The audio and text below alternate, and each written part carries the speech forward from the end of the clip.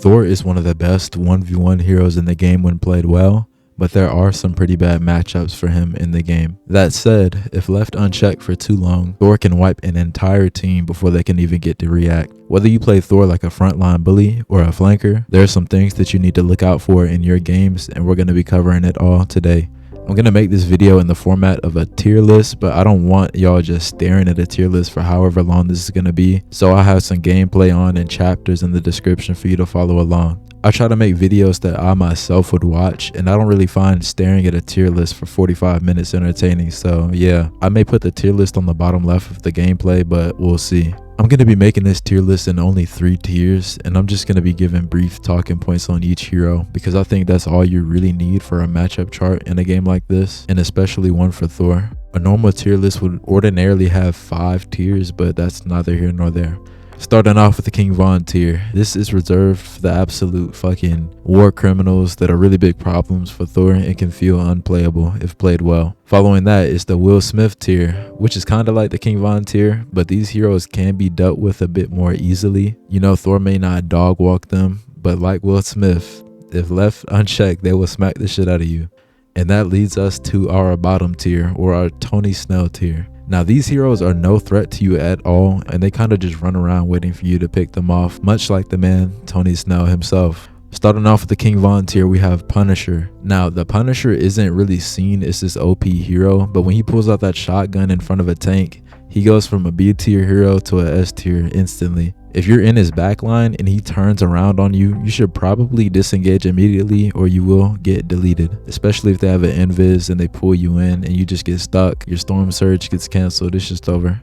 Next, we have Bucky, and Bucky is kind of in the same boat as Punisher, except he can be annoying in the front line and the back line. He has crazy sustain, damage, crowd control, and all of that combined just hard counters Thor, to be honest. Now, Hela can 4-tap you from pretty much any range. She can CC you out of Storm Surge, and if you do end up finally closing the gap on her, she can just bird away and keep poking. The biggest issue with this matchup is just getting in. If you can sneak around cover and pop up on her, she's fairly easy to deal with though, unlike someone like Bucky. Wolverine is only a bad matchup because if you get grabbed in Awakening form, you're essentially dead for free. If you're not in Awakening, you still should 100% die every time, but you may end up living depending on how good the grab was or you know what CC they have on their team and whatnot. If you get Wolverine grabbed into a rocket jump and then a Luna Snow Freeze or a Mantis Sleep, you're dead as hell. I'm not gonna lie to you. Now, Hawkeye is a weird one because he's either the easiest thing to deal with or just miserable to play against. If the Hawkeye player is good, you kind of just have to respect the shot and play more reserved and around corners. You shouldn't ever just be standing in the mid lane, but against a good Hawkeye, you really can't go for a lot of boot plays on the tanks where you would have to stand in that middle. Namor is kinda in the same boat as Hela, except not only does he do a lot of damage, he also has turrets that slow you and damage you over time. These turrets are a really big issue for Thor, depending on the placement of them, because you either have to invest in Awakening Rune, use Storm Surge to get in, play around corners, or just completely disengage and wait for your team front line. He also has a decent escape, but if no healers are looking at him, it's pretty much a free limb.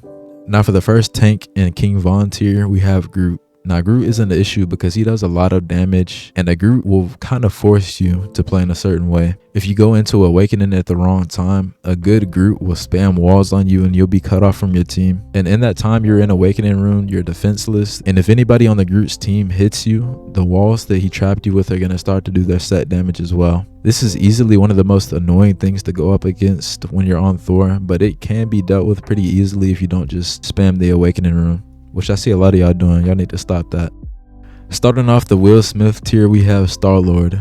Now, Star-Lord is a pretty sleeper hero, but I believe him to be one of the top 3 DPS in the game currently, and he's an incredibly hard matchup for Thor. The main issue with this hero is that you just can't get to him. He has too much mobility to even get close to him, and if he really doesn't want you to touch him, you won't. Not only that, but he has good, consistent damage from his blasters that he can instantly reload by rolling. And not only does the roll reload his blasters, but it gives him iframes and grants some pretty decent movement when combined with his flight. His E isn't really that big of an issue, but the best way I would deal with a Star-Lord is just to pressure him out with your Lightning Realm and Awakening Rune. Next, I'm going to have Psylocke. For a lot of the reasons that I had Star-Lord in this tier, her burst damage is on par with Thor's, and she has a lot quicker movement and better escape tools. Her sitting on an off angle and just shooting you can exert a lot of pressure, and if you do end up contesting that angle, she can instantly leave. She can be fairly easy to deal with if you catch her with no dashes, or even if you just catch her with your lightning realm and awakening rune. I've gotten a lot of elims on Psylocke by just saving my lightning realm and tracking her while invisible with it. Saving the lightning realm is not only good for her but every diver, because that 30% slow is a lot better than it would seem. The next 3 heroes I'm kind of just going to group together because they all have kind of the same issues for Thor to deal with, but each one is different enough to just keep the game interesting, in my opinion. The strongest one is Iron Man, because unless you have Awakening Rune, you really can't do anything to him due to how crazy the range on the beam is. If you were to bash in on him, more often than not, that would put you in the middle of their entire team. Now, Storm's biggest issue is that she can pressure you from almost any range. It would be favorable for Thor to just focus on the frontline brawl, but if Storm uses her E ability in damage mode, not only does she do a lot of damage pretty quickly, she also gets a ton of ult charge and either wipes your team before you can do anything, or your team just wastes the support ult early due to her ulting. Human Torch is different from both Iron Man and Storm because he has a shotgun primary. Torch's primary was significantly buffed from last patch, and he absolutely shreds tanks now. The biggest problem with this is either getting caught off guard by the crazy damage he deals now, or just like a Storm, having your supports either die to his burst damage or forcing them to ult early. My biggest piece of advice for these heroes is just to be more efficient with the tank exchange frontline before these flyers can even get their ultimates, because once they do, it's just over. Next up, we have the Thing, Iron Fist, and Thor himself. The Thing can be a pretty annoying hero to deal with because his shift locks you out of Storm Surge for a pretty good amount of time. He also has really good damage reduction and escape tools that you have to deal with, and that can make him really hard to deal with if he has decent healers looking at him. Iron Fist is a pretty even matchup because they both do so much damage to one another. It really just comes down to who uses their cooldowns better. If Iron Fist meditates and then gets in on you, the matchup gets a little bit harder for Thor because he's doing more burst than you, and he has about 80% of your maximum health before even blocking. It's important that you use your hammer throw animation cancel in this matchup because it's the fastest way to get him gone while regaining your health and avoiding his block all at the same time. I personally wouldn't use my awakening for an Iron Fist every time, but you definitely can do that as well as long as you're backing up the whole time. While in Awakening, Mjolnir spins around Thor and does a bit of damage, and you don't want to accidentally charge his block doing this. Thor is a lot like Iron Fist in that the matchup can be really even when it comes down to how the cooldowns are used, but that's where you're going to get your advantage. Just using those cooldowns correctly, maybe getting in early before he notices you. Stuff like that. The last 3 heroes in the Will Smith tier will surprise you, but I have Black Widow, Rocket Raccoon, and Jeff the Landchart. Black Widow was close to ending up in the King Von tier, and you could argue that she should be with a damage boost, but she just isn't that big of an issue for Thor. It's pretty easy to land awakening shots on her since she's standing still the whole time, and once you get in, she's pretty much free as well. The kick would be an issue for a lot of heroes, but it's not really one for anyone with a lot of sustain. Rocket and Jeff are in the same boat due to how survivable they are and the damage they can do. Jeff is nearly impossible to kill unless you hit 4 awakening shots in a row before he bubbles, and the Rocket can be hard to catch and he melts you surprisingly fast. Alright, lastly we're going to have our Tony Snell tier, and this may be a bit controversial, but I have the rest of the tanks, that being Strange, Hulk, Venom, Cap, Mag, and Penny. I have all of them in the Tony Snell tier because Thor doesn't really lose one-on-one fights with them.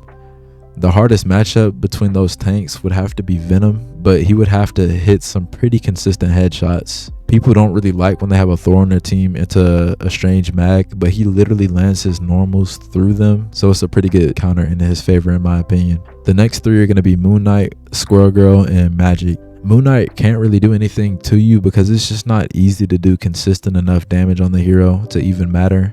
In a real game situation, Moon Knight wouldn't be absolutely terrible, but if you can just get on top of him, it's just over. Squirrel Girl is in the same boat, but she can actually do quite a bit of damage, and she has her double CC that can be a pretty big issue for you. Magic isn't really that big of an issue, and the best thing that she has going for her in the 1v1 is her ability to get shields back. Her demon is very good as well, but it's quite negligible. In a lot of cases with Thor, you won't be getting caught out by this demon a lot. Now for the last of the DPS heroes, we're gonna have Mr. Fantastic, BP, Scarlet, and Spider-Man. The biggest issue with these four would certainly have to be Black Panther because he's just hard to hit. The other four are kinda easy bait, and you really shouldn't ever get picked off by them in my humble opinion. The last couple of heroes are going to be the supports, Mantis, Loki, Adam, Luna, Invis, and Cloak. The absolute best support for their team support and dealing with Thor at the same time would undoubtedly be Mantis. She does so much damage, and she can also damage boost her team. If they want you dead, you pretty much will be. Loki and Adam do great damage and have great survivability as well, but sadly they can't do much to defend themselves either. Luna, Invis, and Cloak pretty much have no chance other than running away and getting someone else to deal with you for whatever CC they use to escape wears off.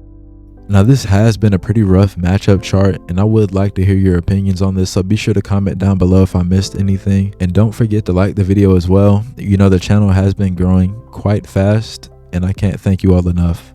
But with that being said, take care of yourselves, and I will catch you in the next one.